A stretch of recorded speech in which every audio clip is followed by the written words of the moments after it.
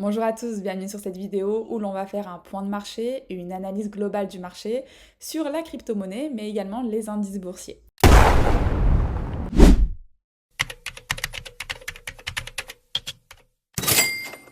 Comme vous avez pu le constater, on avait déjà fait une vidéo. Sur le mois, on a eu de grosses variations baissières. Actuellement, on a un cours qui a su réagir, on a retrouvé des niveaux intéressants, du moins des réactions assez intéressantes. Bien sûr, on n'a pas du tout rattrapé la variation baissière qu'on a eue, mais on commence à s'approcher véritablement d'un dip et ça commence à devenir très positif. On va commencer par la crypto-monnaie avec notre ami Bitcoin. Donc Bitcoin, je vous avais proposé mes différents scénarios. Donc un scénario où l'on pourrait être sur un mouvement d'extension et de retracement pour aller chercher des niveaux inférieurs. Et ce premier scénario qui était une accumulation qui était en place pour aller chercher potentiellement vers la rentrée, voire max fin d'année. Donc ce qu'on a actuellement ici, on a eu une accumulation, on a potentiellement peut-être le spring, si on est bien sur ce premier scénario, qui est en train de se mettre en place. Donc pour ce premier scénario que j'ai en tête, je vous avais dit soit on va avoir seulement une prise de liquidité, donc faire un fake out, faire croire à tout le monde qu'on va s'enfoncer puis on réagit,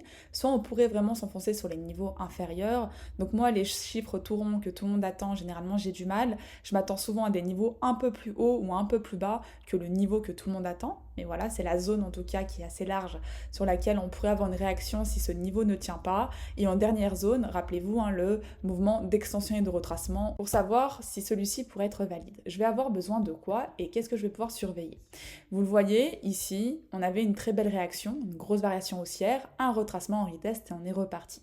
J'ai besoin de la même chose. Donc j'ai besoin qu'on ait un fort mouvement haussier, qu'on ait un retest de cette zone et des structures sur ces niveaux avant de pouvoir repartir. Et là, ça me donnerait vraiment la validation d'aller chercher au minimum le niveau des 67 000 avec en target les 70K et ensuite au-delà des 72 000 pour chercher toute la liquidité des vendeurs placés ici. Et vous savez qu'on a énormément à rechercher.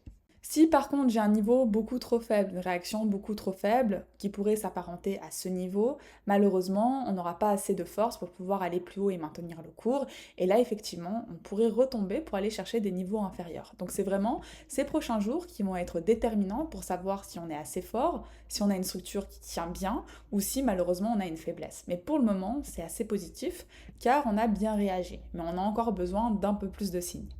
Côté Ethereum, c'est pareil, donc je vous avais dit qu'il y avait ce niveau où on avait beaucoup de liquidité, je m'attendais à une prise de liquidité au même titre que Bitcoin. Donc Bitcoin, je ne me suis pas placée, sur Ethereum, je me suis placée, donc là je parle purement trading. On s'est placé sur les 2850, le plus bas était sur les 2800 il me semble, donc très belle entrée, actuellement il me semble qu'on est à plus 10%, donc Ethereum c'est la même chose. J'ai besoin d'un cours qui réagit très très vite, qu'on retrouve rapidement les niveaux des 3400 pour avoir un Ethereum qui reprenne de la puissance, avec comme target les niveaux des 4000. Sur Ethereum, il faut faire attention par contre, car ici, je m'aperçois qu'on a un nouveau niveau de liquidité que l'on pourrait bien venir chasser. À quoi je vais pouvoir être vigilante si Ethereum nous propose un début de retracement, c'est de vérifier ici, lorsqu'on aura, si on l'a bien entendu, une prise de liquidité, voir si on a un rejet immédiat pour rebondir, et auquel cas je vais pouvoir me replacer, ou bien est-ce qu'on s'enfonce, on ne parvient pas à réintégrer, car le mouvement est fort, et auquel cas on pourrait aller chercher les niveaux inférieurs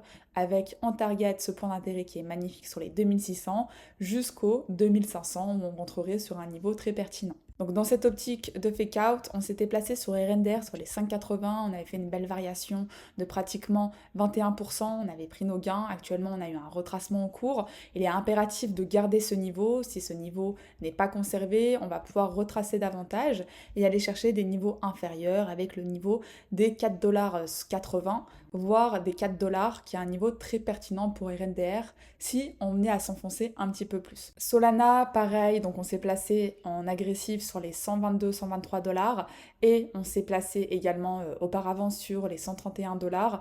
Donc actuellement Solana nous a donné aussi une belle variation en fonction de où on s'est placé, pratiquement 17%, 18% pour l'un, un peu moins pour l'autre. Solana pareil, donc soit si on est sur le fake out, on est sur un très bon niveau, si ce n'est pas le cas, le prochain niveau que je vais pouvoir attendre, c'est le niveau à partir des 113$, et en target précise les 108$, 107$ qui sont des niveaux clés à mon sens pour pouvoir retenter un trade si on venait à s'enfoncer un peu plus. On s'est également placé sur NIR ce matin, donc NIR qui a su très bien réagir pour le moment. Soit ce niveau tient, soit on n'est pas sur le fake out, on va s'enfoncer un peu plus. Et là, on irait chercher le second niveau qui pour moi est sur les niveaux des 3 dollars et quelques, 3,23 $ où j'aurais besoin de confirmation, de réaction avant de pouvoir entrer.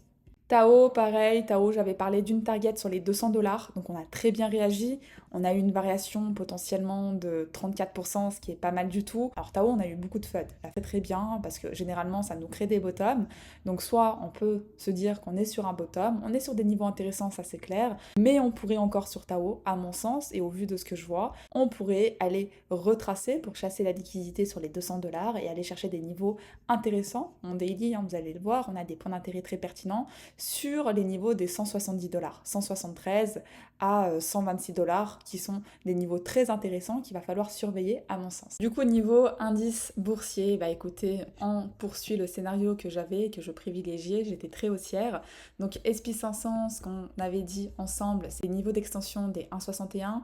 J'avais pour objectif soit que l'on vienne au-dessus de ce niveau qui m'indiquerait qu'on irait chercher un nouveau ATH et chercher la prochaine target des 5700, puis potentiellement des 5800. Donc sur Nasdaq, écoutez, magnifique, hein, Nasdaq qui nous donne des plus hauts chaque jour, chaque semaine, ce qui est normal, le Nasdaq qui est drivé par l'IA. Regardez Nvidia, hein, le cours qui explose jour après jour, mais également Tesla qui a très bien rebondi, on a Apple qui a fait un nouveau ATH, juste magnifique, et Microsoft également, chose qui se répercute bien sûr sur notre Nasdaq.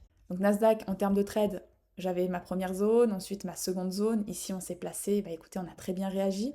J'avais pour objectif d'aller chercher le niveau d'extension des 1,61 de Fibo, chose qu'on est venu rechercher juste ici. Donc personnellement, j'ai pris la majorité de mes gains. Il reste un petit reliquat qui est en cours. Ma deuxième target, bah, elle est vers les 21 000. 21 000 sur Nasdaq. Donc c'est la deuxième target que je vais pouvoir attendre. Donc mon objectif ici, c'est de pouvoir prendre des renforts à l'achat tant que j'ai une structure qui est haussière. Donc pour ce faire, je vais avoir des zones en plus petite unité de temps pour des scalps et des zones en plus grande unité de temps pour de gros swings. Donc sur du scalp, ce que je vais pouvoir attendre en une heure, c'est plutôt les niveaux qui sont ici. Donc premier niveau très intéressant sur les 20 487, qui pourrait commencer bien avant, hein, ce point d'intérêt qui est assez grand, donc il va falloir voir comment on réagit dessus. En plus, on pourrait revenir retester toute cette mèche. Et ensuite, ce serait le niveau potentiel des 20 425. Si jamais ces niveaux ne me donnent pas de réaction, pas de confirmation, il faut faire très attention. Si on est à construire en dessous, on pourrait aller chercher un retracement un peu plus profond, et auquel cas, on pourrait venir chercher mes niveaux inférieurs, avec les niveaux que j'attends sur les alentours des 20 000, 20 040, 20 000. Et ensuite, beaucoup plus bas, si ce niveau ne venait pas à tenir, mais on pourra faire l'update d'ici là. Sur Dow Jones, toujours notre swing en cours. Donc sur ce swing, ce que j'avais dit, c'est que si on venait chercher les 38 800, voire les 40 000, et on venait à break cet ATH, parce que moi j'attends un nouveau ATH sur Dow Jones, ma target est sur les 41 000. Donc tout ce qui se passe à l'intérieur, pour moi, c'est des opportunités de renfort et on prépare un gros mouvement. Si jamais on vient à invalider, bah, on invalide et auquel cas on pourra adapter les prochaines targets et les prochains scénarios que l'on pourrait avoir. Sur Dow Jones, on a pris un renfort ici sur les, alors laissez-moi trouver la zone, sur les 39 049. On a pris un renfort ici. En target, on avait les 39 800. Donc sur celui-ci, je sortirai totalement. Bon, on s'y approchait, on n'est pas très très loin.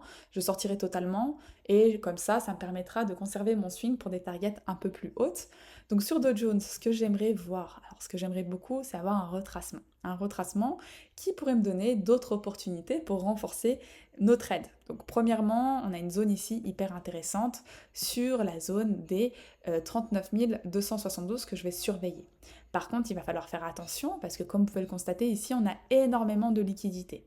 Donc il va falloir une réaction forte, auquel cas où on pourrait avoir quelque chose qui pourrait s'enfoncer pour venir chasser toute cette liquidité et venir chercher le niveau où j'ai pu mettre une alerte des 38 970 où on viendrait retester des points d'intérêt, une ancienne zone de réaccumulation, une ancienne zone de résistance qui pourrait faire actuellement support pour aller chercher des niveaux un peu plus pertinents et chercher le niveau justement des 40 000. En plus long terme, les zones que l'on attend ne changent pas, donc toujours cette même zone. Et puis ensuite, la zone potentielle des 38 400 que j'attends au tournant. Donc pour le DAX, bah écoutez, le DAX on s'est placé hier, donc hier on s'est placé sur cette zone, sur ce point d'intérêt en 1 heure qui avait pas mal de confluence, on était sur une zone Fibo très intéressante, on avait une structure qui s'était mise en place, de très beaux rejets et une réaction qui avait eu lieu. Donc ici on s'était placé en 30 minutes sur cette zone-ci, donc actuellement, bah, on allait chercher un beau cours, on est sur du 293 points.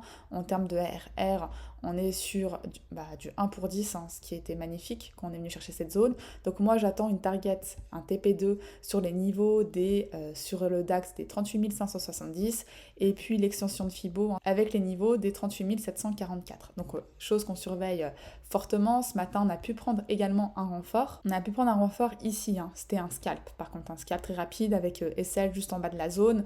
J'attendais ce niveau, donc on a fait le TP1, j'attendais le TP2 sur les niveaux des 18 500 et ensuite un TP3 à la cassure de cette extension haussière. Donc on est toujours sur le trade, on a mis le break-even, on attend, on verra comment ça réagit.